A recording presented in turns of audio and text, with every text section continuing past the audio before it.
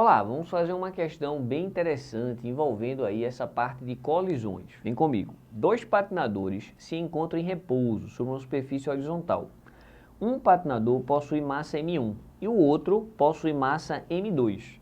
O de massa M2 é maior que o de massa M1. Então M1 é o levinho, M2 é o pesadão. Eles se empurram, passando a se mover em sentidos opostos.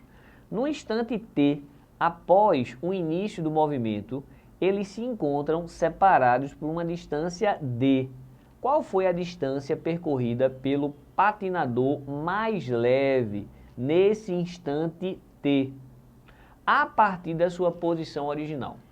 Olha só o lance aqui, tá? Eu vou desenhar dois patinadores.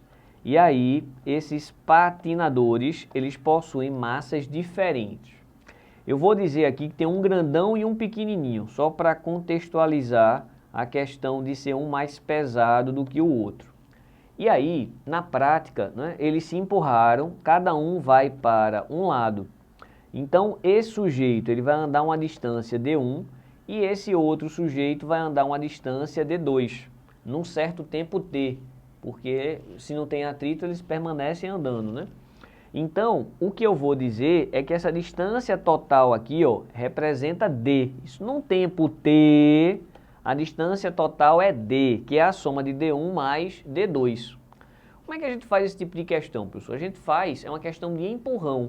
A gente diz que a quantidade de movimento antes é igual à quantidade de movimento depois. Só que antes do empurrão está todo mundo parado, então a quantidade de movimento é zero. Depois do empurrão tem um para a direita e um para a esquerda. Então, se eu definir para um lado positivo, uma quantidade de movimento vai ser positiva e a outra negativa.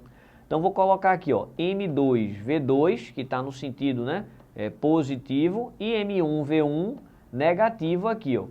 Mas aí a gente acha uma relação, não é? Deixa eu organizar isso com mais espaço. Vou passar esse M1V1 para o lado de cá.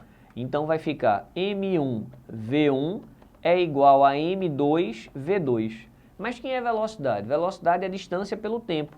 Então, M1, distância 1 num certo intervalo de tempo. E M2, distância 2 nesse mesmo intervalo de tempo. O intervalo de tempo é T. T dos dois lados cancela. Então, a gente descobre aqui, ó, essa relação entre massa e distância. E agora, professor? E agora é que a gente tem que relacionar. A gente já sabe que D, que é o que eu quero, é a soma de D1 mais D2.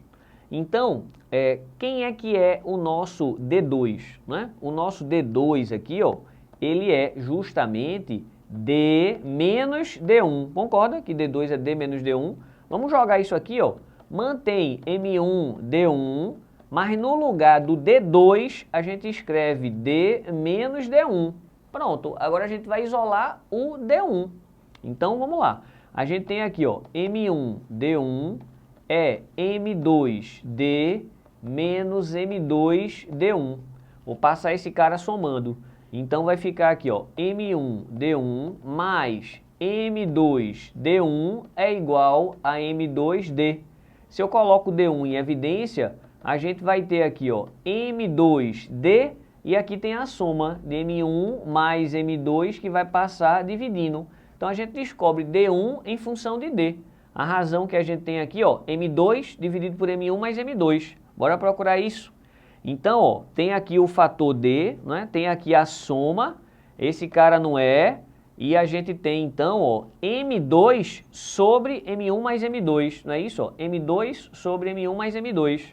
Então, é a letra C. Então, se liga aí, hein? Valeu!